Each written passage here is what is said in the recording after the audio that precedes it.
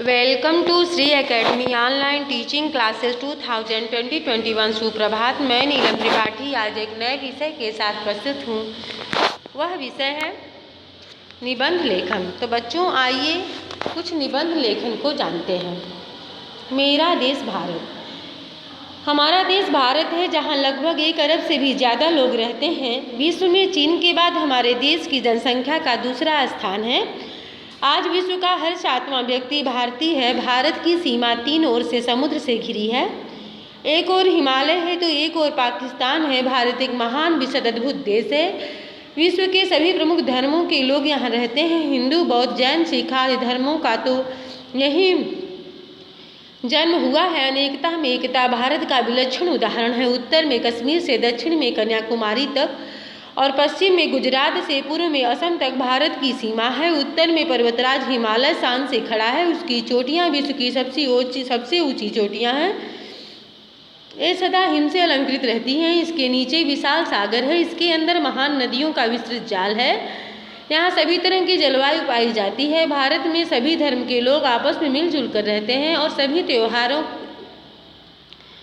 एक साथ मनाते हैं। यहाँ सभी लोग चाहे किसी भी धर्म या प्रदेश या जाति के हों वो मिलजुल कर रहते हैं। भारत का इतिहास भी बड़ा प्राचीन है। सिंधु घाटी की सभ्यता और रामायण काल से लेकर अब तक हजारों वर्षों का इसका इतिहास है। प्राचीन काल में यह सोने की चिड़िया कहलाता था। आज यह प्रगति की राह पर आगे बढ़ रहा है। भारत में अनेक महान विभूतियों का जन्म हुआ है। प्राचीन समय में गौतम बुद्ध, राम कृष्ण, महावीर हुए तो वर्तमान में महात्मा गांधी ने देश की जनता का आदर सम्मान किया और सदैव विकास की राह पर चलने का उपदेश दिया। भारत आज महाशक्ति के रूप में जाना जाता है। हमें अपने देश उसकी सभ्यता पर गर्व है।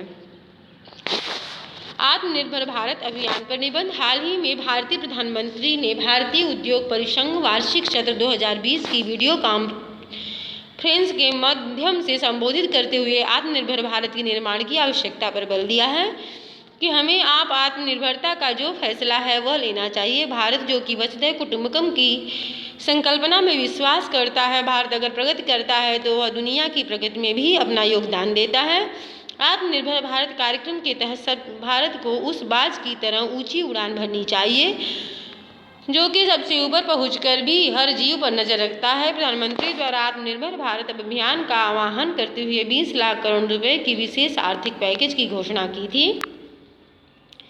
प्रधानमंत्री जो उन्होंने यह कार्यक्रम चलाया है भारत अपने पैरों पर खड़ा हो सके, भारत की पहचान बन सके। हम अपने प्राचीन जो हमारे महापुरुष उनकी बात करते हैं। हमारे राष्ट्रपिता महात्मा गांधी का सपना था कि भारत स्वदेशी चीज़ों को अपनाए था, देश की अर्थव्यवस्था को मजबूत बनाए। वर्तमान समय में फिर से आज मुझे उनका यह सपना पूरा होता नजर आ रहा है। आत्मनिर्भर का अर्थ यह नहीं है कि हम चीन के सामान अन्य किसी देश के सामान का आयात बंद कर दें, ऐसा नहीं है। हम उनका इंपोर्ट बंद कर दें।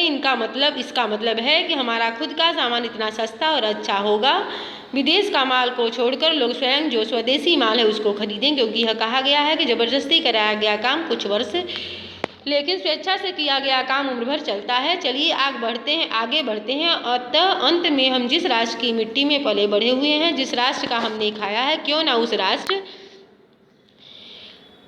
को आगे बढ़ाएं। आत्मनिर्भरता का अर्थ यह नहीं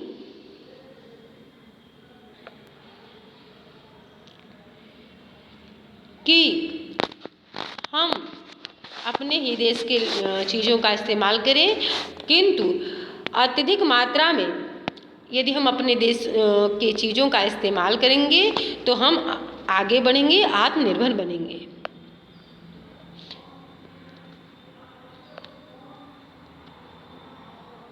तभी हम पूरी तरह से कह पाएंगे कि हाँ मैं भारत का निवासी हूँ, जो कि आर्थिक, सामाजिक, राजनीतिक दृष्टिकोण से स्वतंत्र राष्ट्र है। तो तभी हमारा स्वतंत्र भारत का सपना पूरा हो सकेगा और हमारा भारत विकसित देशों में शामिल हो सकेगा। तो ये था आत्मनिर्भरता पर निबंध। तो आशा है बच्चों आप लोग आत्मनिर्भरता और हमारे प्रिय भारत पर जो निबंध मैंने बताया है आप लोग समझ गए होंगे। धन्यवाद।